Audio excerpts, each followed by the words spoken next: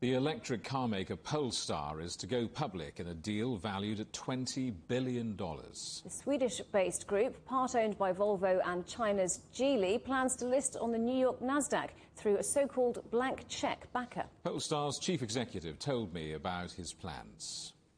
Going public that way through a SPAC merger means there is already a company listed, and Polestar merges with this company, and through that becomes the major part of it, and it ends up a Polestar being listed as the Nasdaq.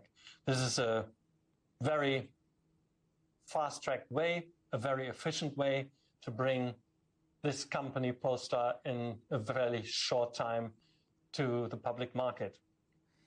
Why are you and your company so absolutely convinced that electric is the future, electric is the answer? Many car companies, as you well know, even if it takes place in private, are hedging and investigating a hydrogen parallel future. Well, I think that's very, very clear that the way towards zero emissions will go the electric cars now. And electric cars will be fed by batteries for the decade to come. This is for the private consumer. The way how to participate in this electrification might be different for buses and trucks, but when it comes to the private mobility, then electric cars fed by batteries is the way to go. I have to tell you that in much of Europe there is a huge electric charging infrastructure deficit. I mean, I wonder if you acknowledge that and whether that's a significant problem for the growth of your company and your sector, your competitors. Well, funny that you should say that, James, because the UK is one of our biggest success stories. Polestar is selling in the UK. Very strong figures. We have grown there. And let's face it, it is, of course, you charging at home, at your private home overnight, gives you actually the comfort and the great experience of not having to go to the petrol station anymore. If you mention the words electric car, people will often mention the word Tesla straight back at you. Tesla has stolen a march on many of the other names.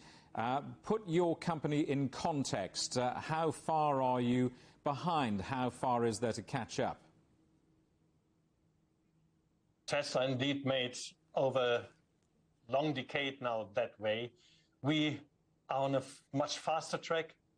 We have a manufacturing footprint that exists already. We do not have to build factories.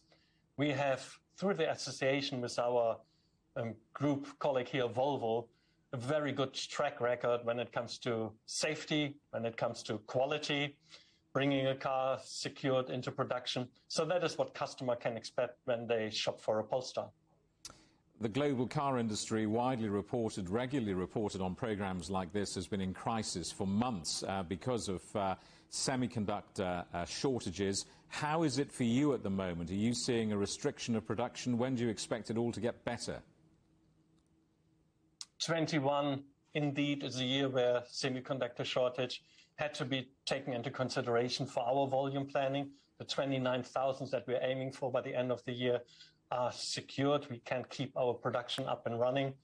22, of course, again, a year that will start with these thoughts and these precautions, but by the end of it, we are confident that we are not restricted anymore.